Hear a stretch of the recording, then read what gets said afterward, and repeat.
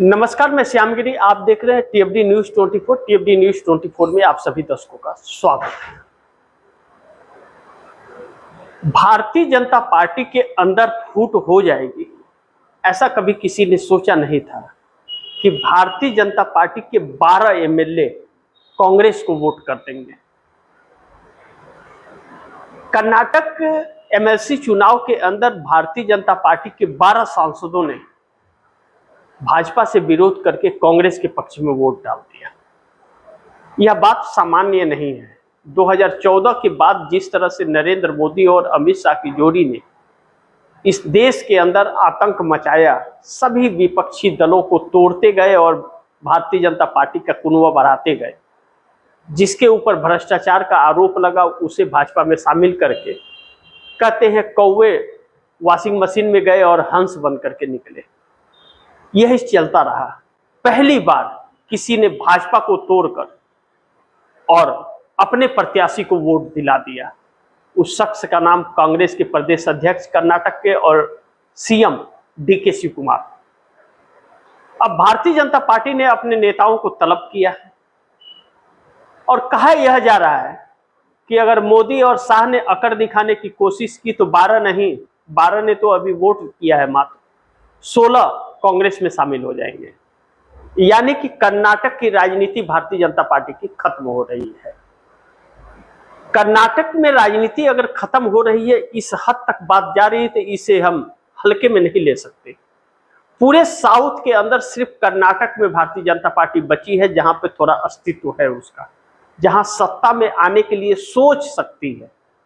अन्यथा बाकी कोई स्टेट बचा नहीं। तेलंगाना में साफ है, केरल में है नहीं, तमिलनाडु में वजूद नहीं, पांडिचेरी में कुछ होता नहीं, और आंध्रा में चंद्रबाबू नायडू भाजपा को पैर पसारने नहीं देंगे। ऐसे में कर्नाटक चला गया तो पूरा साउथ से कनेक्शन कट जाएगा। इन्हीं सभी चीजों को लेकर के चिंतित है भाजपा। जानती है कि साउथ में जो वजूद है आने वाले दिनों में वह भी खत्म होगा, क्योंकि नेताओं के साथ नाइंसाफी की है भाजपा ने, उन्हें वह सम्मान नहीं दिया। ऐसे में येदियुरप्पा राजनीति से संन्यास ले चुके हैं।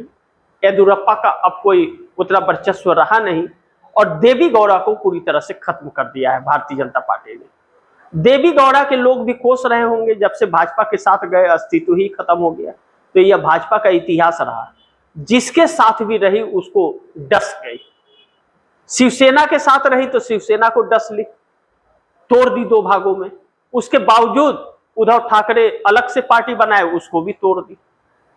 शरद पवार भी एक बार भाजपा की सरकार बचा दिए तो उनको भी तोड़ दी। फिर दोबारा पार्टी बनाए, उसको भी तोड़ने की कोशिश में है। नवीन पटनायक को उड़ीसा में पूरी तरह से खत्म कर दी। अकाली दल को पंजाब में खत्म कर दिया और चिराग पासवान की तो रामविलास पासवान के बाद पार्टी ही छीन ली थी। यह सिलसिला लगातार चल रहा है। भाजपा का इतिहास बनता जा रहा है कि जिसने भी भाजपा का उंगली पकड़ाई या भाजपा को उंगली पकड़ाई, दोनों को खत्म कर दिया। अब भाजपा वालों को भरोसा नहीं रहा कि मोदी शाह के जाने के बाद उनका कोई वजूद बचेगा भी राजनीति में या नहीं बचेगा, या लोग धक्के मार के भगाना शुरू कर देंगे। इसलिए भाजपा से मन अंदर से बेचैन हो रहा है। उनके हलचल हरकंप सी मची है कि पार्टी छोड़ दे क्या। आने वाले दिनों में इसकी संख्या बहुत ज्यादा बढ़ने वाली है। कहते हैं कि शेर को सवा शेर मिल ही जाता है। भाजपा में भी ऐसा ही है। जिस दिन आवाजें उठनी शुरू हुई उस दिन आवाजें फिर बुलंद होती जाएंगी। अभी तो 12 ने आवाज उठाई है, आने वाले दिनों में पता नहीं 1200 हो जाए, कोई नहीं जानता। राजनीति में कुछ भी संभव है। ऐसे में साउथ में फेल हो रही है चंद्रबाबू नायडू के वजह से, और चंद्रबाबू नायडू को अपने लपेटे में लेकर के भारतीय जनता पार्टी आंध्र प्रदेश के अंदर पैठ बनाना चाहती है। लेकिन राहुल गांधी के आक्रामक रवैये से भारतीय जनता पार्टी की उम्मीद टूट रही है, क्योंकि चंद्रबाबू नायडू ही संकट में फंस गए हैं। जिस तरह से नरेंद्र मोदी की राजनीति है, उस तरह से चंद्रबाबू नायडू जितने दिन भी अब मोदी के साथ रहेंगे उतने ही वोट बैंक गंवाते रहेंगे, क्योंकि व्यवस्था चरमरा सी गई है, महंगाई रुक नहीं रही है और रोजगार मिल नहीं रहे हैं, बल्कि लगे हुए रोजगार जा रहे हैं। आईटी हब बनाना चाहते थे चंद्रबाबू नायडू, लेकिन अमेरिका ने तो ठेंगा दिखा दिया भारत को। जो लगे हुए रोजगार है वह भी जाने के कगार पर आ गए। हमारे देश की इंडस्ट्री हमारे देश में पैसे इन्वेस्ट नहीं कर रही है, वह अमेरिका में जाकर के कर रही है, जिसके ऊपर मोदी पूरा देश लुटा रहे हैं। अडानी और अंबानी अमेरिका में जाके इन्वेस्टमेंट कर रहे हैं। अडानी के ऊपर पूरा देश लुटाया, लेकिन अडानी ने हमारे देश को क्या दिया? मात्र 40,000 लोगों को रोजगार देता है और मुकेश अंबानी 3,60,000 लोगों को।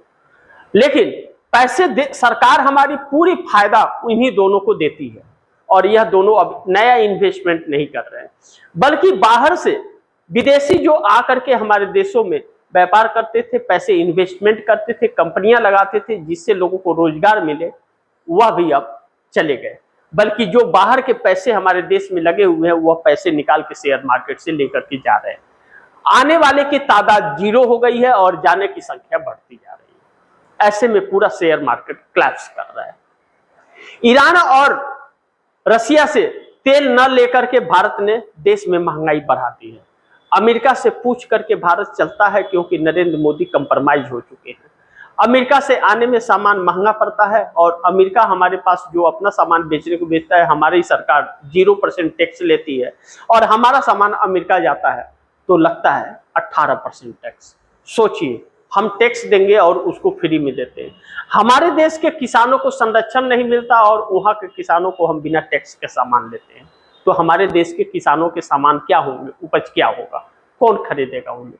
और उन्हें कोई सब्सिडी भी सरकार की तरफ से नहीं है। आने वाले दिनों में जो समस्याएं आने वाली है, महंगाई और बेरोजगारी की सबसे ज्यादा होने वाली है। सूखा पड़ने की उम्मीद बताई जा रही है, जिससे किसानों की व्यवस्थाएं डगमगा जाएंगी, लेकिन सरकार उस पर कोई व्यवस्था नहीं कर रही है, बल्कि इंडिया गठबंधन को तोड़ करके एक ऐसा बिल इस देश में पास करना चाहती है जिससे डिलिमिटेशन किया जा सके। यानी कि लोगों की चिंता इस सरकार को नहीं है, भ्रम में डाल रही है, और चंद्रबाबू नायडू जैसे लोग इसके साथ दे रहे हैं। 16 और प्लस 2, 16 चंद्रबाबू नायडू के, 2 पवन कल्याण के, 18 सांसद भी नायडू के किसी काम के नहीं रहे। अब यह कह सकते हैं आप कि नायडू मजबूर है एनडीए में, और 18 सांसदों का समर्थन क्या रंग लाएगा आने वाले दिनों में।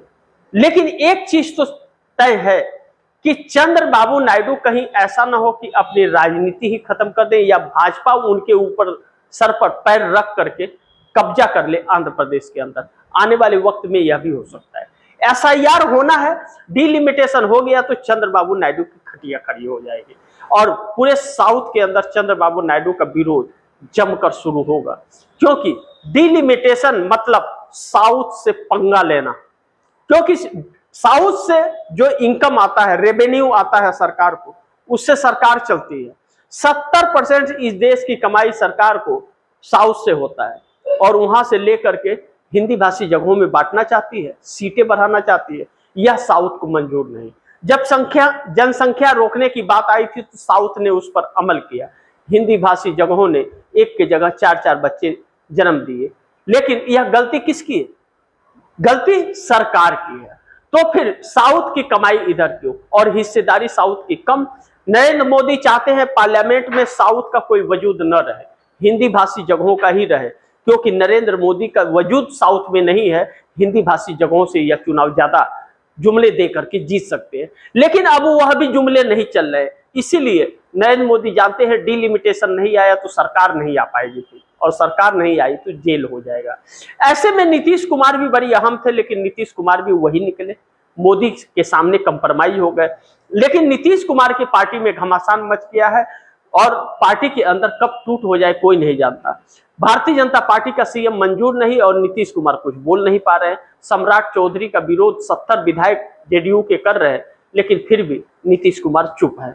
यह जोड़ तोड़ कहां तक जाएगा, और नीतीश बचेंगे, चंद्रबाबू नायडू बचेंगे, नहीं तोड़े जाएंगे, इस बात की क्या गारंटी है? लेकिन एक दमनकारी सरकार इस देश में चल रही है। लोगों के रोजगार की बात नहीं कर रही है, महंगाई की बात नहीं कर रही है, शिक्षा स्वास्थ्य की बात नहीं कर रही है। बच्चे पेपर लीक और पेपर में रद्द होने से परेशान है, अपने भविष्य को दांव पर उनका लगा हुआ है। लेकिन सरकार सांसदों को तोड़ फोड़ करके अपनी सत्ता बरकरार रखने के लिए आगे बढ़ रही है। तो ऐसे में आने वाला वक्त बड़ी चुनौतीपूर्ण होने वाला है। बाकी आप दर्शक क्या सोचते हैं, आप दर्शकों की क्या राय है, क्या सुझाव है, कमेंट बॉक्स में जरूर दीजिएगा। इस खबर को ज्यादा से ज्यादा शेयर कीजिए, अपने दोस्तों को भी कहिए आगे शेयर करें। और आपने टीएफडी न्यूज 24 को सब्सक्राइब नहीं किया, सब्सक्राइब कर लीजिए, अपने दोस्तों को भी कहिएगा सब्सक्राइब करें। मिलते हैं अगली खबर के साथ, तब तक के लिए नमस्कार।